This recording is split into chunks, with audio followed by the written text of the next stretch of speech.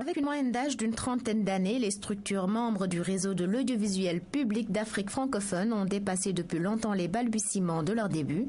Mais dans un continent en devenir, les défis qui s'imposent à eux n'en demeurent pas moins immenses. La construction et la consolidation d'un état de droit, la promotion de la démocratie pluraliste ne pourront être réalisées sans des médias publics crédibles et performants dans notre espace francophone africain. Par ailleurs, la demande sans cesse croissante et légitime de nos populations, de nos publics respectifs, en faveur d'une radio et d'une télévision publique, reflétant leurs valeurs et leurs préoccupations majeures en matière d'information, d'éducation et de divertissement, eh bien cette demande doit trouver réponse, et très vite. Cependant, cette réponse devra forcément passer par une unité d'action. Le RAPAF, qui a tout juste 1 an, en est conscient. L'heure est aux grands ensembles, même dans l'audiovisuel, si l'on veut avoir droit au chapitre. La RTS est particulièrement heureuse de contribuer à ce projet d'une alliance réelle des acteurs de l'audiovisuel public.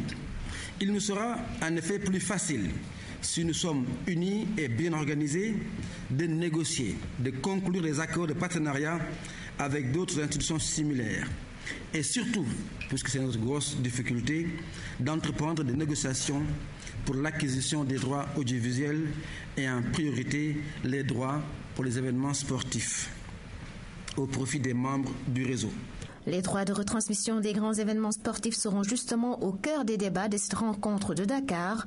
L'audiovisuel est devenu une affaire de gros sous et même si l'on travaille, on prend de la peine, ce sont les fonds qui manquent le plus dans ce secteur pour les structures étatiques, d'où la nécessité pour les gouvernants d'agir afin de sauvegarder l'essence de leur mission de service public. Nous exprimons notre vive inquiétude face à l'augmentation sans cesse croissante du coût des droits de diffusion des manifestations sportives en général et du football en particulier.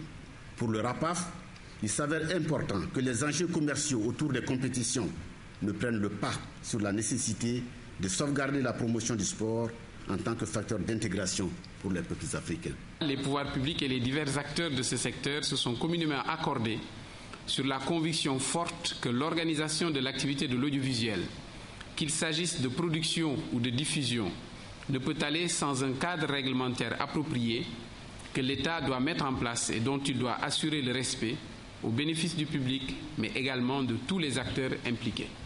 Au cours de cette deuxième assemblée, les 25 directeurs généraux du réseau de l'audiovisuel public d'Afrique francophone éliront leur nouveau bureau.